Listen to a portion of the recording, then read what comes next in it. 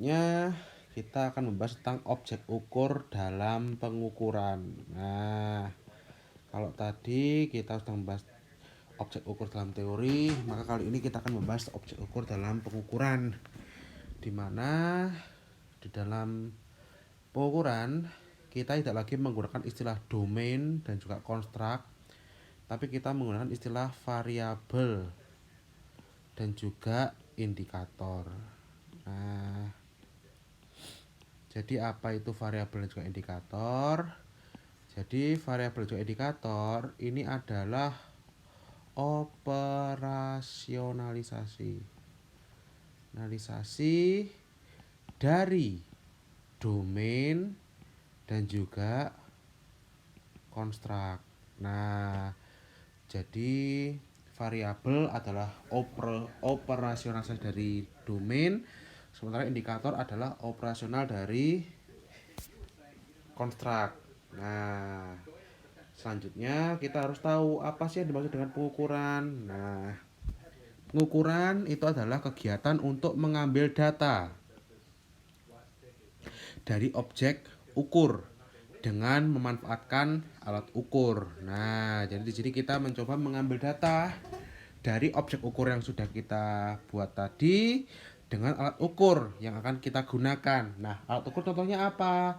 Alat ukur mungkin bisa seperti penggaris, bisa seperti timbangan, bisa seperti apa?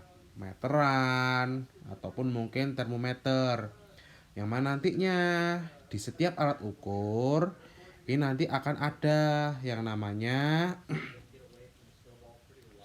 skala pengukuran. Nah, atau satuan pengukuran di situ atau satuannya. Misalnya tadi nih ada penggaris. Satuannya apa? Kita bisa menggunakan meter. Ada timbangan, satuannya apa? Kilogram. Termometer, satuannya apa? Bisa menggunakan Kelvin, Celsius, Reaumur, Fahrenheit. Nah, seperti itu. Nah, lalu objek ukur tadi adalah sumber data yang dikenai alat ukur. Nah, jadi di sini objek ukur inilah yang akan diukur menggunakan alat ukur ini, kayak gitu. Jadi alat ukur itu tadi digunakan apa? Dari mana datanya ya apa? Dia bisa mengambil data diambilnya dari objek ukur. Jadi seperti itu. Nah, ini alat ukur misalnya untuk yang tangible ya. Misalnya ada penggaris, timbangan, termometer.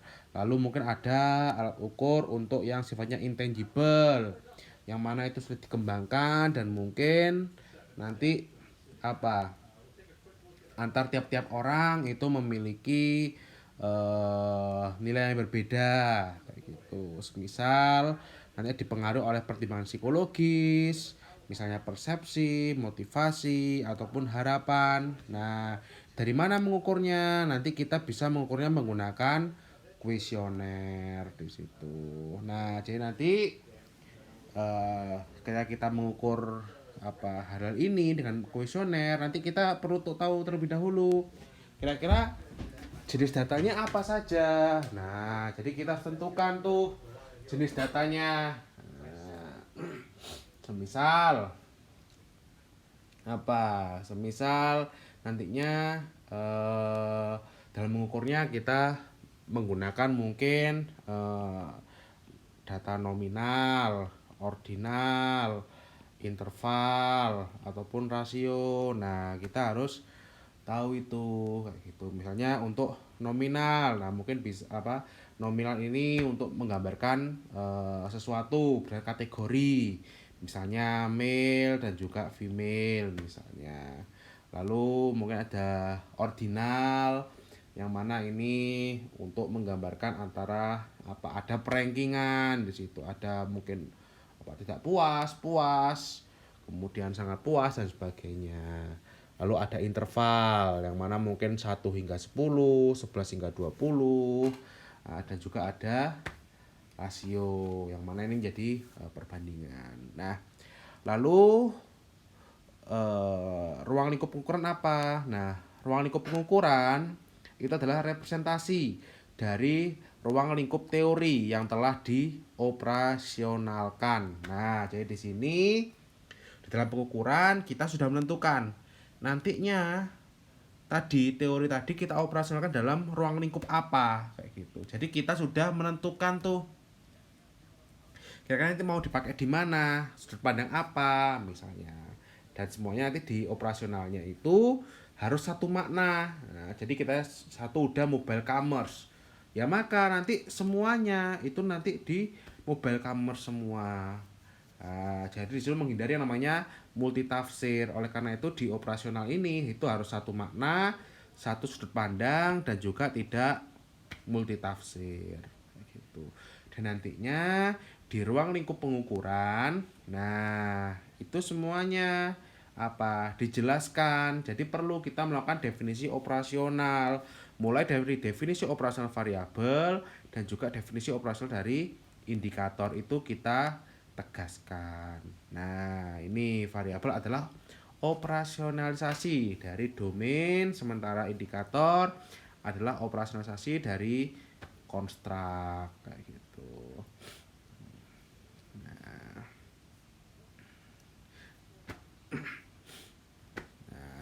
Pendefinisian variabel. Nah, pertama tadi sama seperti di objek ukur dalam teori yang mana kita perlu mendefinisikan domainnya, maka di pengukuran kita juga perlu mendefinisikan variabel. Nah, jadi apa itu variabel? Variabel adalah salah satu wilayah ukur yang siap diukur dan memiliki relevansi dengan domain teoritis. Nah, jadi dia nggak bisa lepas dari domain teoritis yang mana mungkin dia memiliki maksud yang sama walaupun nggak sama seutuhnya tapi mungkin beririsan kayak gitu dengan apa yang ada di domain teoritis. Nah, nantinya sekumpulan variabel ini dapat membentuk objek ukur yang siap diukur dan jelas batas ataupun ruang lingkupnya.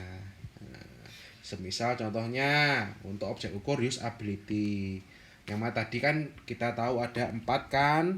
Nah, sekarang itu coba kita definisikan variabelnya kayak gitu. Nah, yang membedakan apa? Di sini pendefinisian variabel. Untuk usefulness misalnya. Untuk variabel, maka definisinya adalah banyaknya manfaat tangible dan intangible yang dirasakan oleh dosen Filkom selama menggunakan sistem informasi akademik dosen. Nah, jadi di sini kan udah clear kira-kira siapa yang akan diukur dan juga menggunakan apa kayak gitu. Kita bandingkan tadi dengan definisi domain. Nah, kalau di definisi domain kan disebutkan adalah banyaknya manfaat tangible dan intangible yang dirasakan oleh pengguna selama menggunakan sebuah sistem. Nah, kalau di variabel itu kita sudah udah jelas kira-kira wilayahnya yang mau diukur apa kayak gitu. Nah, jadi di sini kita perlu untuk semacam mengkhususkan lah sebenarnya yang mau kita target itu apa sih kayak gitu. Itu di definisi variabel. Nah, lalu setelah kita mendefinisikan variabel, kita lakukan pendefinisian indikator. Nah, jadi di sini indikator itu adalah satuan ukur yang menyusun suatu variabel. Nah, satuan ukur nanti akan menentukan skala dalam alat ukur. Nah, tadi kan sebagai contoh misalnya di variabel usefulness kan ada 4 konstruk. Di domain usefulness ada 4 konstruk kayak gitu. Nah, tetap sama kita menggunakan sama dengan konstruk tadi, hanya saja di dalam pendefinisiannya kita berbeda. Kita buat juga sudah jelas ruang lingkupnya. Nah, misalnya di kualitas kontrol ini adalah jumlah manfaat yang dapat dirasakan oleh dosen UB dalam pemakaian tombol navigasi di Siado. Kita bandingkan tadi dengan konstruk ya kan. Dimana kalau kita lihat ternyata di pendefinisian variabel dan juga pendefinisian indikator mereka itu lebih khusus. Jadi lebih clear, lebih jelas sebenarnya apa ruang lingkupnya itu di mana, apa objek ukurnya itu maunya apa sih kayak gitu. Nah, jadi kita lihat adalah dosen UB dan juga siadonya. Nah, itu yang membedakan antara domain dan juga variabel serta kontrak dengan indikator. Nah, nah ini adalah definisi operasionalnya. Kita dapatkan nih definisi operasional dari masing-masing. Nih bisa kalian baca ya, semuanya dimasukkan ke dalam definisi operasional. Nah, idealnya nanti ketika kita membuat definisi operasional, kita perlu mencantumkan referensi kayak gitu. Nah, jadi di sini kalian kumpulkan tuh semuanya berdasarkan teori ataupun pernyataan dari penelitian terdahulu ataupun teori-teori yang sudah ada. Kemudian kalian buat definisi dengan kalimat kalian sendiri. Your own sentence kayak gitu, buat dengan kalimat sendiri yang mana itu akan sesuai dengan kebutuhan kalian kayak gitu. Nah itu. Nah ini lalu kita bandingkan, ini adalah perbandingan dari definisi konseptual dan juga definisi operasional. Nah tadi kita bandingkan untuk domain usefulness, ini adalah manfaat yang bisa dirasakan oleh pengguna sistem, baik tangible dan juga intangible. Ketika sudah masuk di dalam variabel, maka usefulness adalah banyaknya manfaat tangible, intangible yang dirasakan oleh dosen UB selama menggunakan sistem Siado. Nah ini, jadi penggunanya adalah dosen UB dan juga apa yang digunakan adalah Siadonya. Begitu juga dengan facilitating condition. Nah, juga lebih spesifik di sini itu. Ini menggambarkan bedanya dari definisi konseptual dan juga definisi operasional. Begitu juga ketika masuk ke definisi konstruk dan juga definisi indikator.